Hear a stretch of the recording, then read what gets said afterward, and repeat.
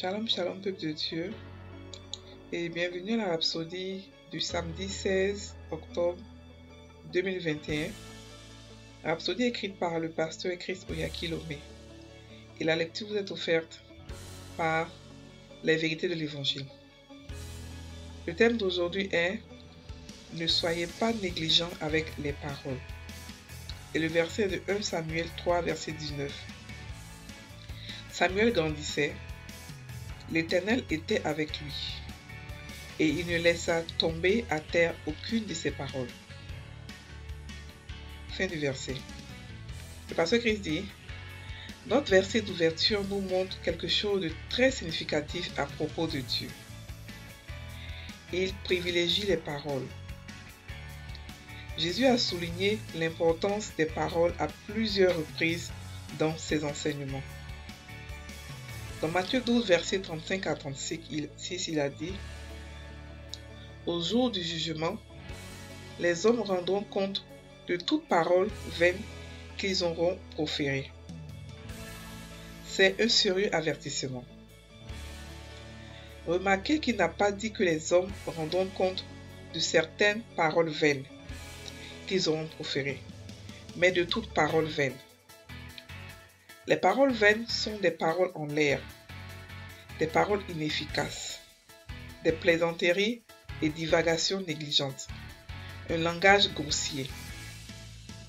Dans Éphésiens 4, verset 29, il a dit « Qu'il ne sorte de votre bouche aucune parole mauvaise, mais s'il a lieu, quelques bonnes paroles qui servent à l'édification et communiquent une grâce à ceux qui l'entendent. »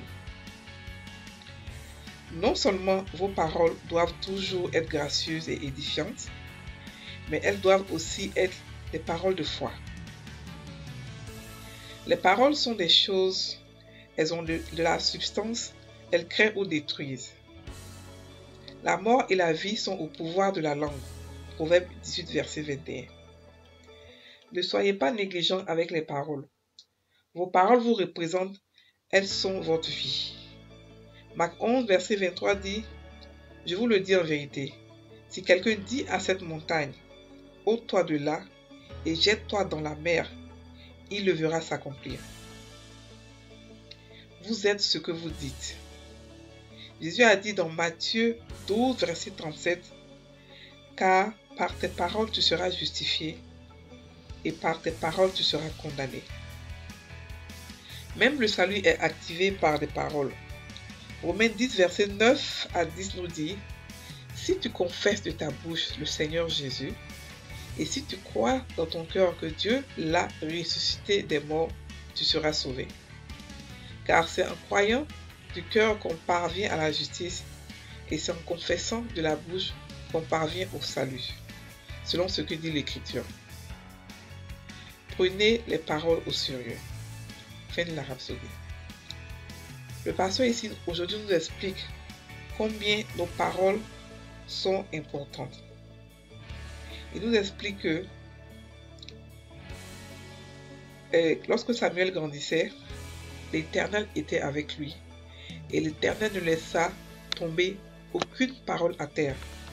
Ça veut dire que Dieu n'a pas de parole qui ne se réalise pas. Il n'a pas de parole négligente. Il n'a pas de paroles à la légère. Toutes ces paroles sont remplies de vie, d'efficacité et se réalisent toujours. En tant qu'enfants de Dieu, en tant qu'imitateurs de Jésus, nous aussi, nous devons être comme lui. N'ayons pas de paroles en l'air, du genre « je suis malade aujourd'hui » ou mon enfant est trop bête. Tu es trop bête. Quand vous insultez vos enfants ou insultez les gens, il est trop bête, il est trop vilain, il est trop stupide. Non, non, non, non, non. Nous sommes des solutions à des problèmes. Nous apportons la solution partout où nous partons. Donc nous devons avoir des paroles qui réconfortent, des paroles qui édifient, des paroles de foi et de puissance.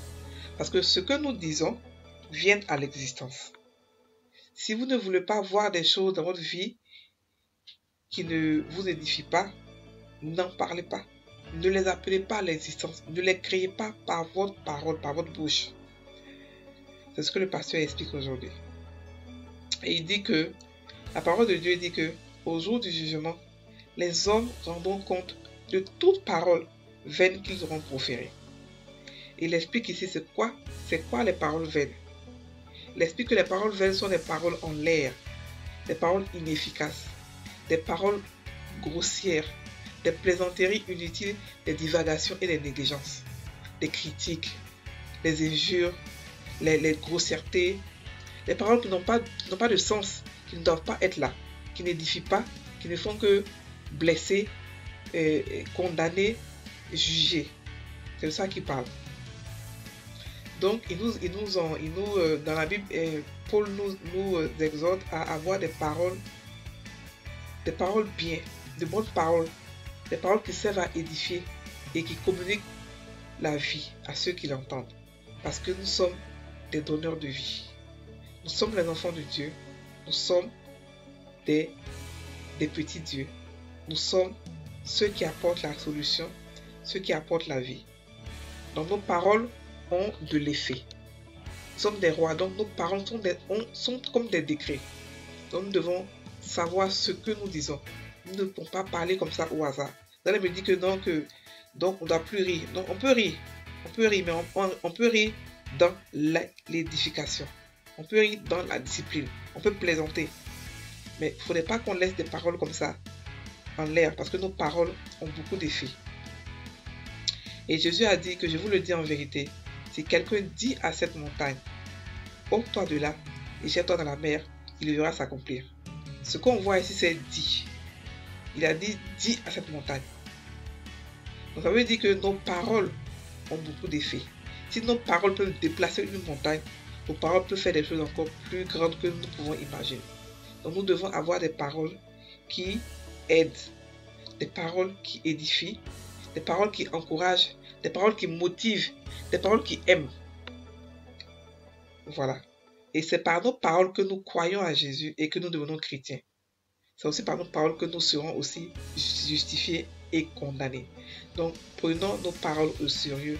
Ne laissons pas, n'avons pas les expressions qui n'édifient pas.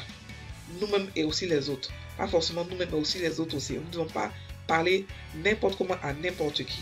Mais lorsque nous parlons, nous devons peser ce que nous voulons dire pour pouvoir édifier, pour ne pas choquer, pour ne pas blesser, mais au contraire, édifier et puis aider, motiver. Nous allons prendre maintenant la prière. Cher Père, je te remercie d'infuser mes paroles de ta divine puissance pour provoquer des changements, pour apporter des transformations positives, pour la guérison et la prospérité, de l'abondance de mon cœur, je déclare la vie, la force et le courage. Et je dissipe ainsi la peur, la faiblesse et l'échec. J'impacte mon monde à travers mes paroles. Au nom de Jésus. Amen. Chers frères et sœurs en Christ, passez une très bonne journée.